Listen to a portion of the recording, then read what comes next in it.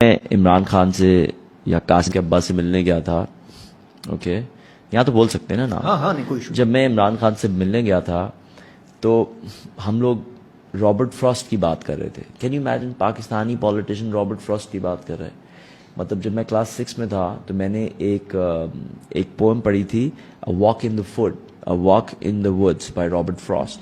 اس میں Robert frost کچھ چیز ہوتی ہے نا آپ پڑھتے ہیں جو آپ کی زندگی کے لیے آپ کو متاثر کر لیتی ہیں, پھر آپ کی حصہ بن جاتی ہے. اس میں رابرٹ فراسٹ نے بولا, I was walking in the woods and I saw a fork in the road. I saw a fork in the road. Fork in the road is like two ways converging. جیسے fork ہوتا ہے نا, اس کے دو ہوتے ہیں. تو road میں ایک فورک تھا, دو راستے نکل رہے تھے ایک جگہ سے. And I took the road less traveled. And that has made all the difference. اور جب میں نے پڑھا تھا نا, میں نے اپنے آپ سے وعدہ کیا, یہ اللہ ہی چیزیں بھیجتا ہے نا آپ کے لیے. میں نے اپنے آپ سے وعدہ کیا, I will always take the road less traveled. اور آج میں جہاں بھی ہوں نا, it's because I always took the road less traveled. اب آپ میرا سرپرائز سوچیں, میں بیٹھا ہوں عمران خان کے سامنے and he quotes the same thing about Robert Frost.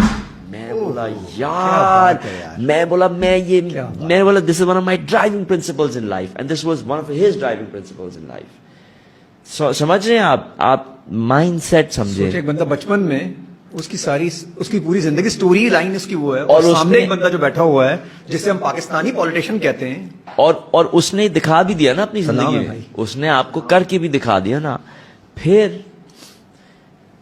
وہ کیا کہتا ہے کہ پھر وہ بات کر رہے تھے ہم لوگ, پھر وہ کہتا ہے کہ تم مجھے یہ بتاؤ کہ یہ جو عربی بدو تھے جو ریگستان میں رہتے تھے, جن کے پاس کوئی ریسورسز نہیں تھی, پاپولیشن بھی صحرا کے اندر بہت کم ہوتی ہے, ان لوگوں نے 10 سال کے اندر greatest empires in the world, the Persian and the Byzantium Roman empire کو کیسے ہرا دیا.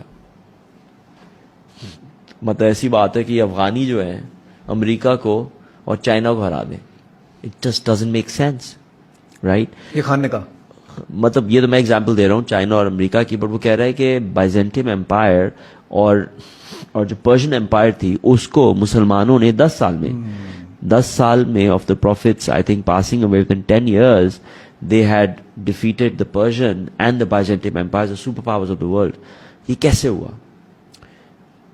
He said کہ یہ ایسے ہوا because it was a revolution of the mind.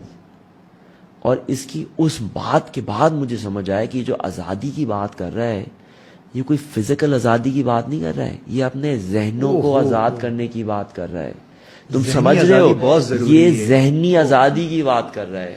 اور یہ ہمیں بتا رہا ہے کہ اللہ سے تم ڈائریکٹلی جڑے ہوئے ہو, اللہ سے تم ڈائریکٹلی جڑے ہوئے ہو, اور سورس جو ہے وہ اللہ ہے اور دینے والا بھی اللہ ہے. سر انجیکٹ کر کے چلا گیا. Let me finish. سورس بھی اللہ ہے اور دینے والا بھی اللہ ہے, اور اللہ سے تم ڈائریکٹلی جڑے ہوئے ہو. سو in a way تم unlimited ہو, اور the only thing that limits you is your mind. Free your mind, believe in yourself and give it everything that you've got, جو آج میں لوگوں کو بتاتا ہوں. تو تم سوچو, اور یہ تو اس نے اپنی زندگی میں کیا نا, کہاں کوئی لاہور کا بچہ کہاں پہنچ گیا, ٹیلنٹڈ بھی نہیں تھا, اس نے کتنی محنت کی, because he believed that he could do it. اور اب سوچو, اور میں نے ایک چیز زندگی میں ریئلائز کر لیا that the greatest resource in the world is not oil, is not diamond, is not money. The greatest resource in the world is a trained mind. تو اسٹیو جابس کو دیکھ لو, ایک آدمی تھا, کتنی بڑی $1 billion انڈسٹری بنا دی, ایک آدمی تھا, $1 trillion انڈسٹری بنا دی. So the greatest resource in the world is a trained mind. سر ذہنی آزادی دے گئے ویسے تو سن تو لو نا. تو یہ جو آدمی تھا, پاکستان کی 240 ملین پاپولیشن ہے, 70% یوتھ ہے, تو سمجھو 180 ملین لوگوں کو وہ یہ کہہ رہا ہے, 180 ملین لوگوں کو وہ یہ کہہ رہا ہے کہ کھل کے کھیلو, آخری بال تک کھیلو.